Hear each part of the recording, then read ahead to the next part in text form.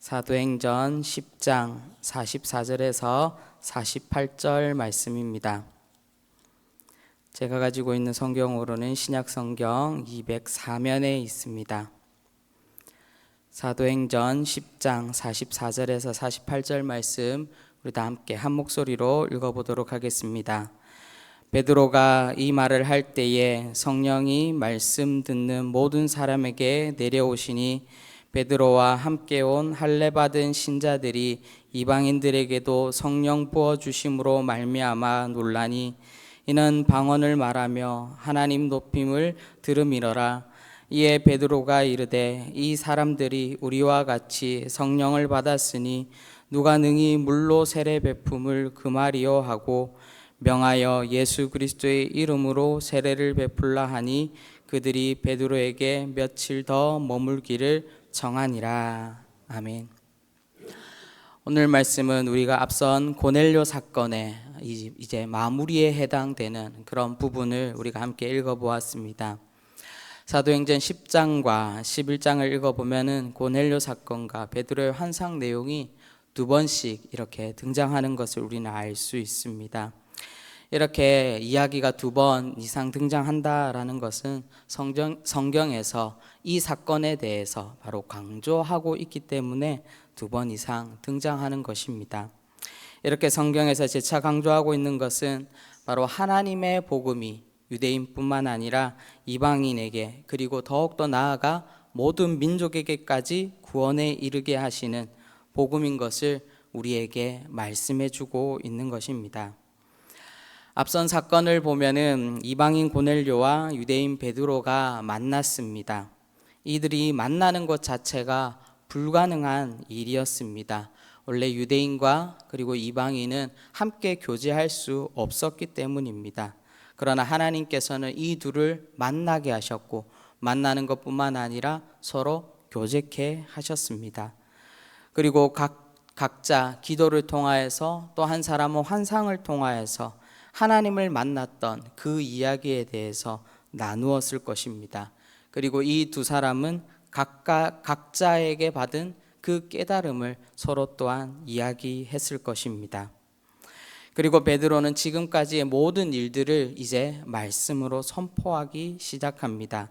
그 내용이 오늘 본문 앞선 9절에 있는 바로 36절과 40절의 말씀입니다. 설교의 시작은 이러하였습니다. 36절을 보면 이렇게 기록합니다.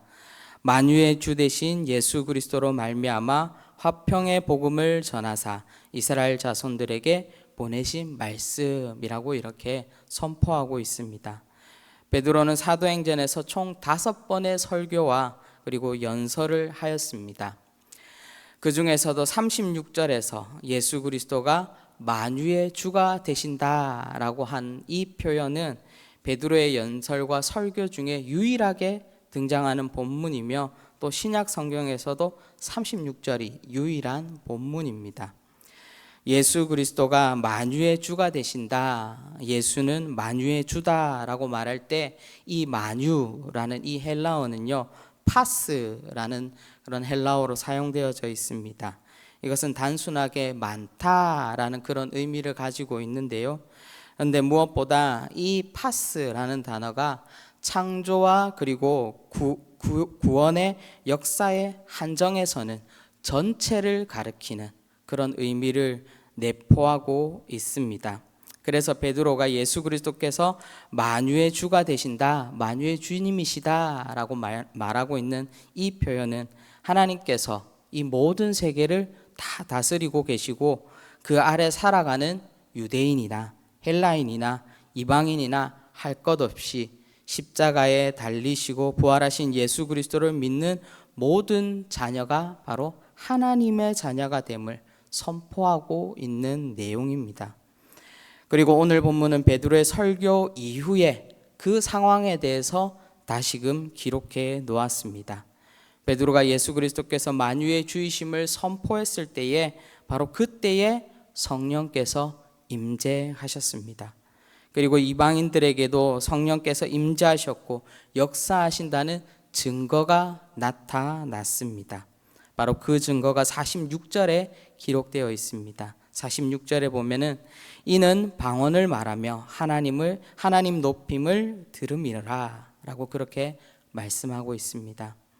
초대교회에 성령이 임하셨을 때에 모인 무리들이 각국의 언어로 방언을 말하였듯이 성령의 임재를 통해서 방언으로 하나님을 높이는 것은 바로 이방인들이 구원을 받았다라고 하는 증거가 되는 것입니다.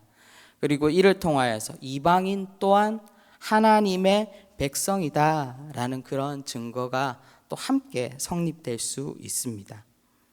무엇을 말해주고 있습니까? 바로 복음은 시간과 인종과 장소와 사회의 모든 통념을 초월하고 있다라는 것을 우리에게 말씀해주고 있습니다. 그리고 이 복음은 베드로와 고넬료의 시대에 머물러 있지 않았습니다. 시간과 장소, 인종을 넘어서 유대 사회와 헬라 사회를 변화시켰고 로마를 변화시켰으며 유럽을 변화시켰습니다. 그리고 그 복음은 서구 사회를 변화시킨 후 아시아의 동쪽에 있는 우리나라에게까지 전파되었습니다.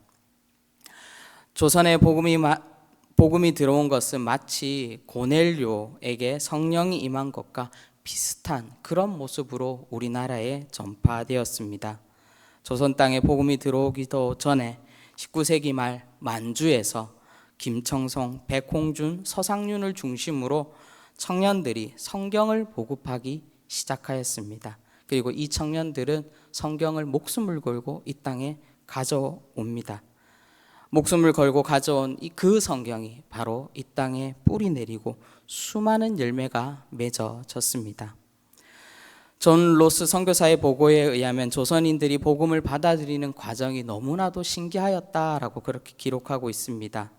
선교사 한 명 들어간 적이 없는 곳에서 성경과 전도지를 통하여서 그들이 복음을 받아들였고 믿고 있었고, 그리고 성경을 읽은 많은 사람들이 자신에게 찾아와서 세례를 베풀어 달라라고 하는 그런 놀라운 일들이 있었다라는 것입니다.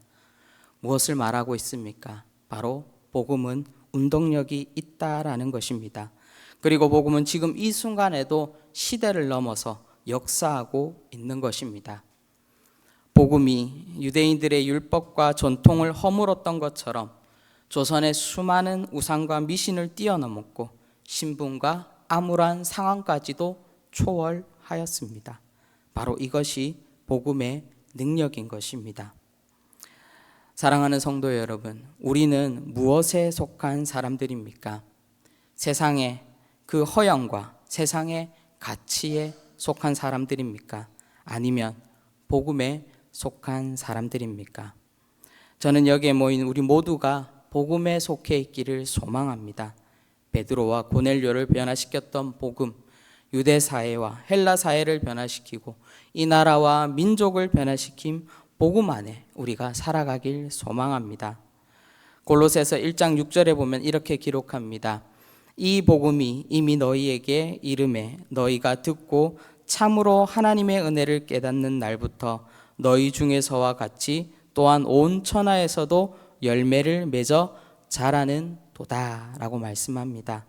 우리가 복음 안에 있을 때 복음은 우리를 변화시켜 열매를 맺는다라고 그렇게 말씀하고 있습니다.